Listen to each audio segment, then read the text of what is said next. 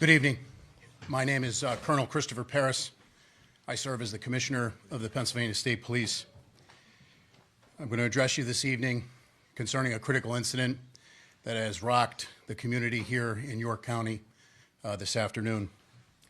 The incident occurred in Caduras Township, York County. I'd like to preemptively say that there are many details which at this point we are not prepared to release given the ongoing nature of the investigation. That having been said, we would like to advise the community that there is no current active threat. The situation today involved law enforcement officers who were shot. I can confirm that the shooter is dead. I can confirm that there were 5 law enforcement officers who were shot today. 3 fatally, 2 that were transported here to Wellspan in York. They are currently listed in critical but stable condition. The District Attorney of York County, who is no stranger to this community, or in collaborating with the Pennsylvania State Police, Tim Barker. I've spoken to him. The Pennsylvania State Police has been asked to convene a major case team to conduct the lead in this investigation with the assistance and in collaboration and in partnership with the York County District Attorney. I can assure you that all of the resources of the Pennsylvania State Police are being brought to bear. There is still very much an active scene at Caduras Township, York County. Later this evening, the District Attorney will have more information to release. I can tell you that the Pennsylvania State Police have taken over calls for service for the Northern York Regional Police Department, and we will continue to do so to support our partners. I can tell you that I've spoken to the special agent in charge of the FBI out of Philadelphia, our municipal partners and county partners here in York County, and we've received multiple offers of assistance from our fellow state partners to include New Jersey and York. But we have a very large investigative scene. In being here today with our law enforcement family for the second time in 2025, I'd just like to say on a very personal note, our hearts and prayers go out to them, to the families of the deceased and the families of those officers who were wounded.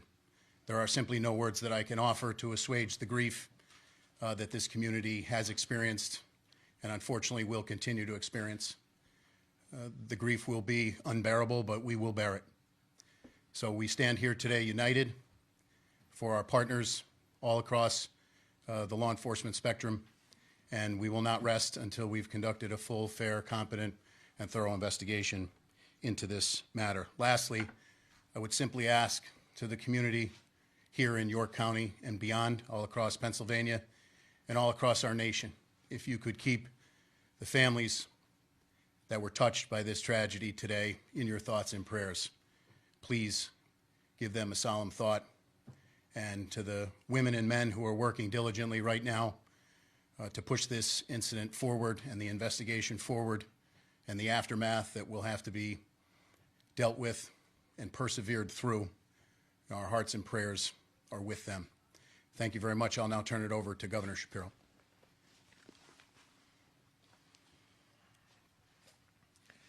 This is an absolutely tragic and devastating day for York County and for the entire Commonwealth of Pennsylvania. We grieve for the loss of life, for 3 precious souls who served this county, served this Commonwealth, and served this country. And we continue to pray for the full recovery of those who are dealing with their wounds. This, of course, is on the heels of just a few months ago when we lost another York County son, Officer Duarte, who again gave his life in the line of service.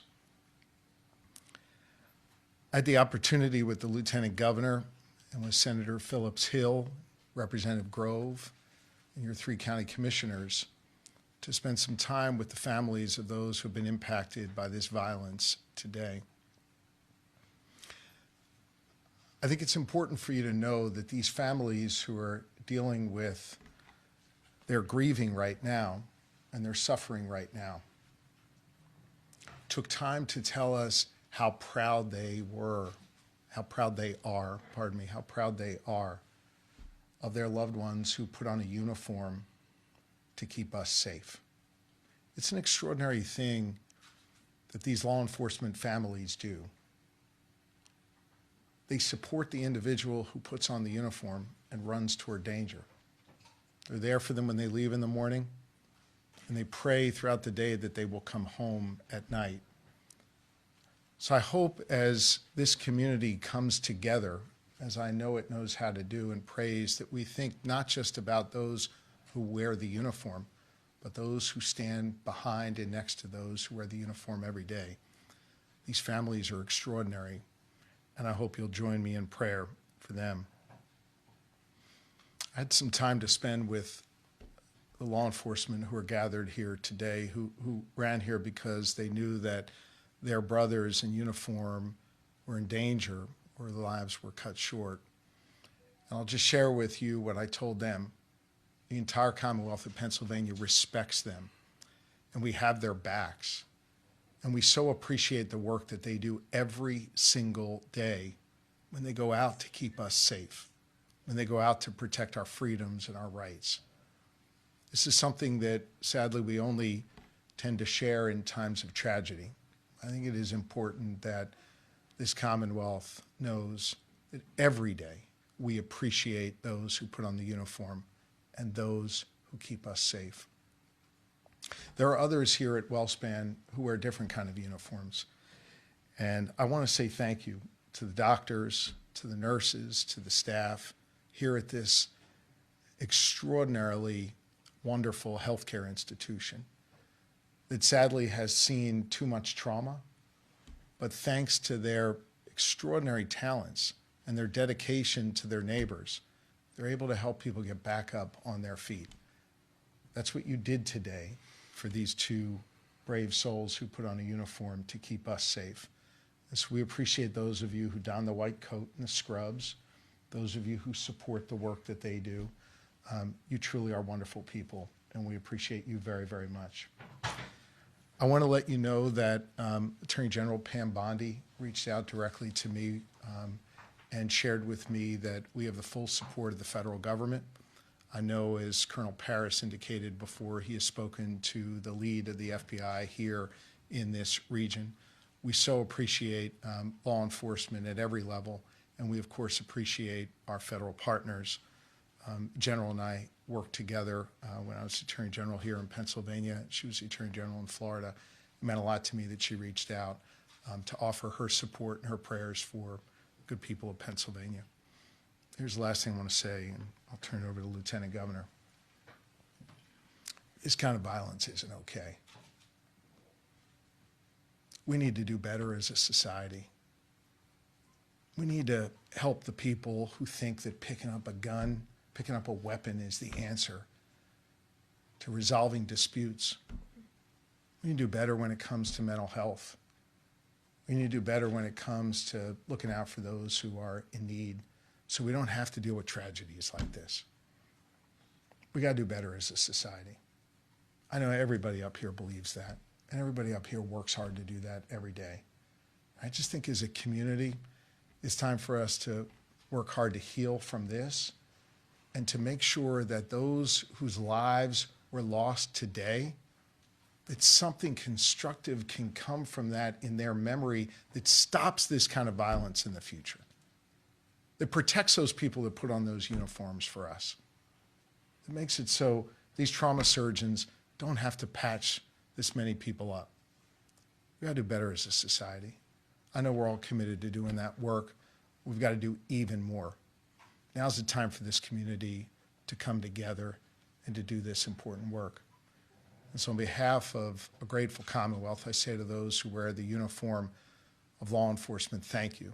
To those who wear the uniform of healthcare, thank you. To the elected leaders up here, thank you for the work that you have done and know you will do to keep our community safe. And to Colonel Paris and the entire team at the Pennsylvania State Police, I know you will have every resource you need to make sure that this investigation is conducted fully and thoroughly, and that whatever steps need to be taken will. May God bless York County and the entire Commonwealth of Pennsylvania. May God bless and watch over those families that are suffering right now. Lori and I join you in prayer, and I think prayer is a particularly important thing at this moment here in York County and all across Pennsylvania. Thank you, Governor. I share your thoughts and prayers for the officers that were lost today, the officers who were injured, and every law enforcement person across this great Commonwealth. We are unfortunately here again in York County because of gun violence, the issue that brought me to public service. I want everyone to know today is not just a devastating day for this community in this region, it's a devastating day for our entire Commonwealth. My wife Blair and our entire family join in the prayers of, I believe, 13 million Pennsylvanians who are praying for the officers and their families today. You know, we ask a lot of police officers in our communities, and they always run towards danger. I think we all have a responsibility to continuously do our part to make our community safer. I know I'm going to continue to do my part, and we are consistently grateful for the commitment and the sacrifice that our law enforcement officers make. We're grateful for the healthcare professionals who run towards danger to aid folks in their time of need, and we're so grateful for the work that they've done today. It's my pleasure to introduce Dr. Carney from WellSpan Health, who will provide an update from the medical perspective. So we received 2 gunshot wound victims from the scene. We immediately took them to the OR. They are both in critical but stable condition currently. Trauma centers are a resource for the community. We're here when you need us, and we enjoy the support of both the local government, state government, and our administration. Thank you.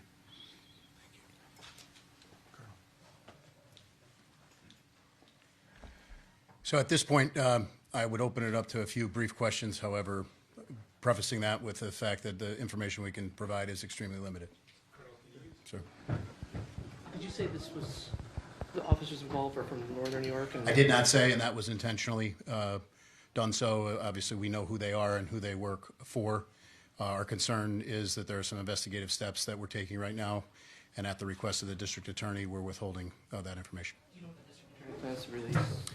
I've spoken to District Attorney Barker. I know there are a lot of things going on right now, but at some point, I know he will brief the media. Sir. The circumstances surrounding why those officers were there was they were serving a warrant of some sort of PFA? So they were there to follow up on an investigation that began yesterday. The general heading of that investigation, I would say, would be domestic related.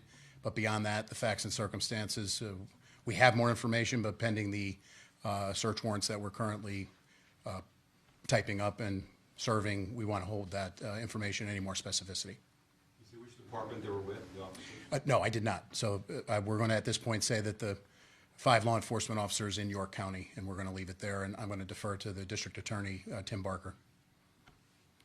I just want to be clear, so there were 5 law enforcement shot, 3 of them killed, 2 in critical here in this hospital, but then the shooter was also killed. Is that Correct. Those numbers are correct, sir. Are there any other suspects involved? At this point, we believe that the community is safe, but we're leaving no stone unturned, and we're going to run every lead down. But I don't have that for you. Do you know if SWAT was called in? I'm not prepared to release that. Like I said, I'll defer to the district attorney. Sir? Have we heard anything as far as weapons or what exactly happened when they arrived? No. I mean, we have, but not that I can confirm with any specificity that I would be concerned we would have to backtrack on later. So very much processing a large scene. I will confirm that it is a large scene. Members of the PSP Forensic Services Unit are down there mapping it right now. It's still very much an active scene. It is secure, and we believe, just to reiterate, there's no threat to the community.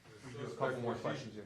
Was he shot by police or did he shoot himself? He was shot by police. Can you confirm the address or the block number of the scene? No, not at this time.